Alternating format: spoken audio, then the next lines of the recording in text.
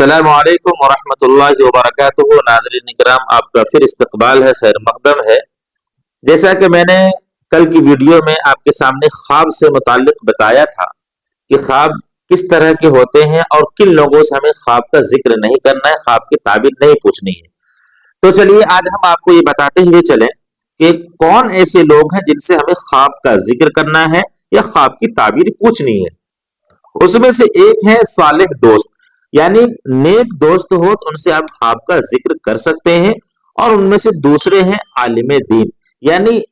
علم شریعت سے وہ واقف ہوں تو آپ ان کے سامنے خواب کا ذکر کریں اور ان سے خواب کی تعبیر پوچھیں۔ اس میں بھی بہت سارے شرائط ہیں۔ تعبیر کا بتانا کوئی معمولی کام نہیں ہے، بڑی ہی نزاکت کا کام ہے، یہ بہت ہی باریکیوں سے دیکھنا پڑتا ہے خوابوں کی تعبیرات کو بتانے کے لیے۔ علامہ ابن سیرین رحمۃ اللہ علیہ اور بڑے بڑے اکابرین نے خوابوں سے متعلق بتایا ہے، جو تعبیر کے بتانے والے ہیں، تو جو خوابوں کی تعبیر کو بتاتے ہیں ان کے پاس کم سے کم 8 علوم کا ہونا ضروری ہے۔ نمبر 1، علم تفسیر سے وہ واقف ہوں، اور نمبر 2، علم حدیث سے بھی وہ واقف ہوں، نمبر 3، علم ضرب الامثال، نمبر 4، علم لغات، اور نمبر 5، اشعار عرب، نمبر 6، نوادرات، نمبر 7، علم اشتقاق یعنی صرف کا بھی علم ہو، اور نمبر 8، علم الفاظ متداولہ۔ ان علوم سے واقف اگر کوئی ہو تو وہی حضرات خواب کی تعبیر کو بتائیں، ورنہ آج کے زمانے میں کیا ہوتا ہے ناظرین کرام کہ جب انسان خواب دیکھتا ہے تو ایسے لوگوں کو وہ تلاش نہیں کرتے ہیں، بلکہ اپنے پاس کے لوگوں سے یا کسی ایسے انسان سے پوچھ لیتے ہیں کہ جن کو تعبیر کے بتانے کے بارے میں کہیں سے کہیں ان کو کوئی بھی تجربہ نہیں ہوتا ہے، کوئی بھی علم نہیں ہوتا ہے، اور وہ خواب کی تعبیر بتا دیتے ہیں۔ تو یاد رکھیے، ہمیں خواب کن سے پوچھنا ہے؟ عالم دین سے، جو دین سے واقف ہو، انہی سے ہمیں خواب کی تعبیر پوچھنی ہے۔ حضرت سمرہ بن جندب رضی اللہ تعالیٰ عنہ فرماتے ہیں، آپ علیہ الصلوۃ والسلام نماز فجر کے بعد صحابہ کرام سے پوچھتے تھے کہ تم میں سے کسی نے خواب دیکھا ہو تو بتاؤ۔ اس کے بعد صحابہ اپنے اپنے خوابوں کا ذکر کرتے تھے، مخبر صادق صلی اللہ علیہ وسلم خواب کی تعبیروں کو بتاتے تھے۔ اب اس سے یہ پتہ چلا کہ فجر کی نماز کے بعد ائمہ حضرات کو چاہیے کہ مقتدیوں سے وہ خواب کے بارے میں پوچھے۔ اگر آپ میں سے کسی نے خواب دیکھا ہے تو اپنے اپنے خواب کو ذکر کریں، لیکن آج کا ماحول ایسا نہیں ہے، چونکہ مقتدیوں کا تعلق امام سے اور امام کا تعلق مقتدیوں سے ایسا نہیں رہا جیسا ہونا چاہیے،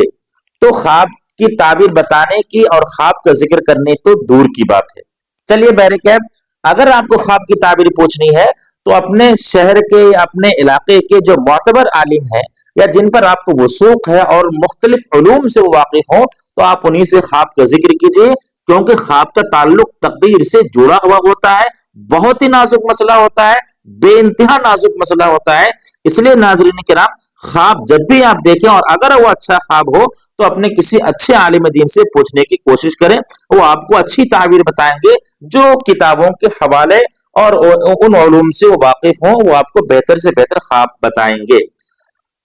اس سے پہلے آپ کو میں نے بتایا تھا مبشرات خدا بندی، اس کی تھوڑی سی وضاحت آپ حضرات کے سامنے آ جائے۔ حدیث شریف میں حضرت عبداللہ ابن عباس رضی اللہ تعالیٰ عنہ سے مروی ہے کہ رسول اکرم صلی اللہ علیہ وسلم نے فرمایا کہ خواب بھی ایک قسم کی وحی ہے کہ جس کے ذریعے خدا تعالیٰ اپنے خواب دیکھنے والے کو اس کی بھلائی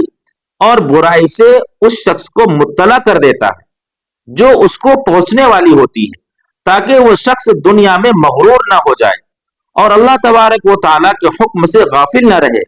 اس حدیث سے یہ ثابت ہوا ناظرین کرام کہ خواب ایسی اعلیٰ چیز ہے گویا کہ وہ ایک طرح سے وحی ہے۔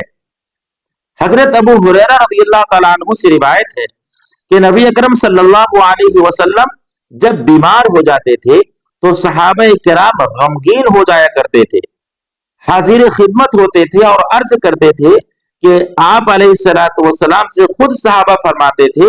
کہ آپ مخبر صادق ہیں، آپ ہم سب کو اچھی اور بری अच्छी बातों को का हुक्म करते थे और बुरी बातों से रोकते थे, यानी दीनी व दुनियावी उमूर को बताते थे। और खुदा न खास्ता आप पर अजल आ गई, यानी आप पर वफात आ गई, तो फिर हमको कौन इससे मुत्तला करेगा,